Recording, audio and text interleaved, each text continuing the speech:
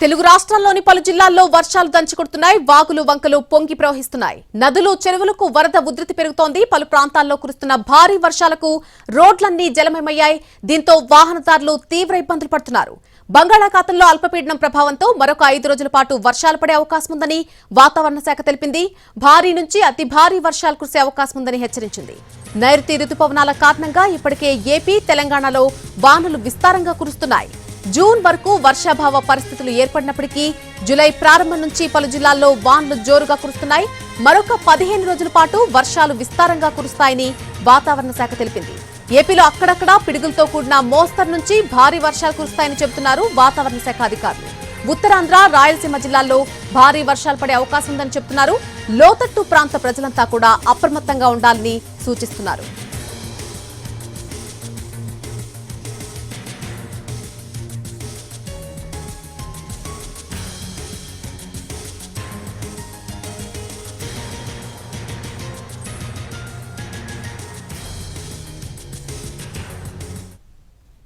ఇక తెలంగాణలోనూ రాగల 5 రోజులు భారీ నుంచి అతి భారీ వర్షాలు కురిసే అవకాశం ఉందని హైదరాబాద్ వాతావరణ కేంద్రం హెచ్చరించింది.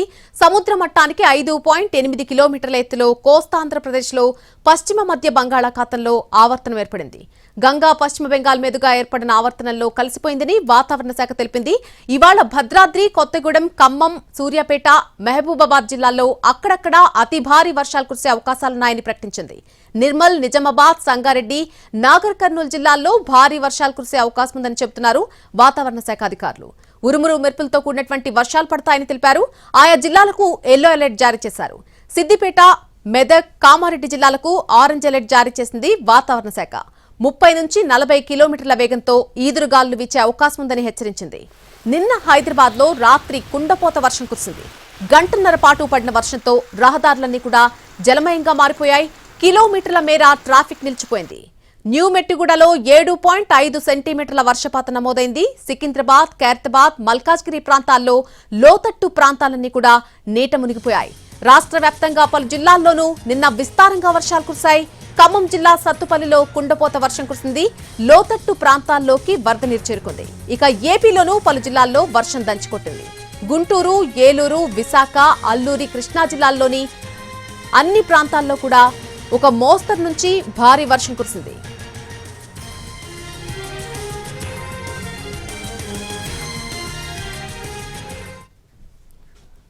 మరోవైపు వర్షాల కారణంగా కృష్ణా ప్రాజెక్టులకు వరద పెరిగింది. ఆల్మట్టి జలాశయానికి 28,130 క్యూసెక్ల ఇన్ఫ్లో పెరిగింది. జూరాల ప్రాజెక్టుకు కూడా వరద నీరు చేరుతోంది. 3,414 క్యూసెక్ల ఇన్ఫ్లో రికార్డైంది. గత 4 రోజులుగా కురుస్తున్న వర్షాలకు హుస్సేన్ సాగర్ లోకి క్రమంగా వరద నీరు చేరుతోంది. హుస్సేన్ సాగర్ నీటి మట్టం 514.75 మీటర్లు కాగా ప్రస్తుత నీటి మట్టం 513.21 మీటర్లకు చేరుకుంది.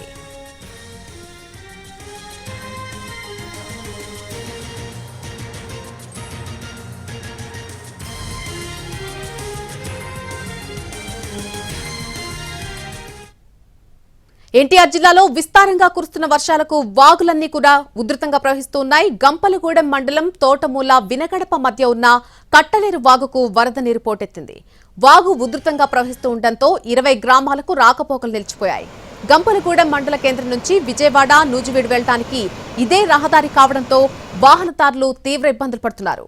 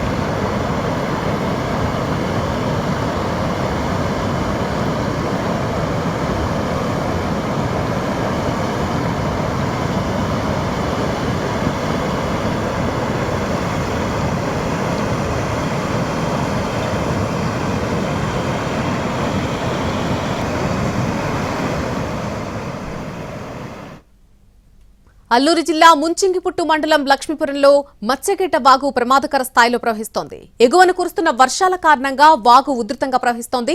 20 గిరిజన గ్రామాలకు రాకపోకలు నిలిచిపోయాయి. వాగు అవతల చిక్కుకున్న పశువుల మందను ప్రమాదకర ప్రయాణం చేస్తూ దాటిస్తూ ఉన్నారు స్థానికులు. ప్రతి ఏటా వర్షాకాలంలో ఇలాంటి పరిస్థితులు ఎదుర్కొంటున్నామని చెబుతున్నారు గ్రామస్తులు. గతంలో కూడా వాగు పొంగి పశువుల మందతో సహా 2 రోజుల పాటు కొండపైనే ఉండిపోయినట్టుగా చెబుతున్నారు.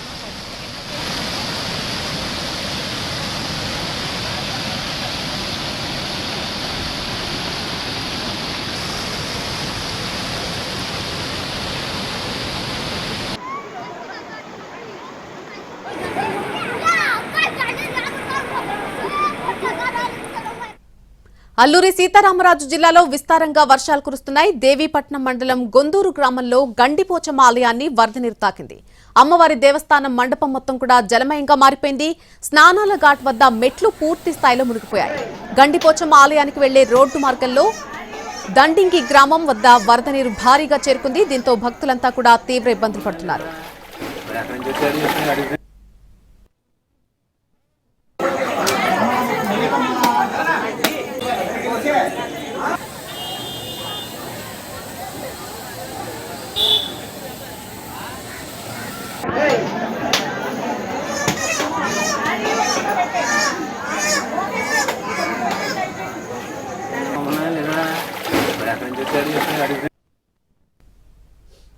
హన్మకొండ జిల్లా నడిగూడ మండలం కట్టాత్మకూరులో రాత్రి కుండపోత వర్షం కురిసింది. భారీ వర్షానికి బైపాస్ దారి కొట్టుకుపోయింది. వాగుపై నూతన బ్రిడ్జి నిర్మాణం పనులు జరుగుతున్నాయి. దీంతో బైపాస్ దారిని ఏర్పాటు చేశారు అధికారులు. అయితే రాత్రి వరద తాకిడికి దారి మొత్తం కొట్టుకుపోయింది. దీంతో పరకాల అంబాల మీదుగా రాకపోకలన్నీ నిలిచిపోయాయి.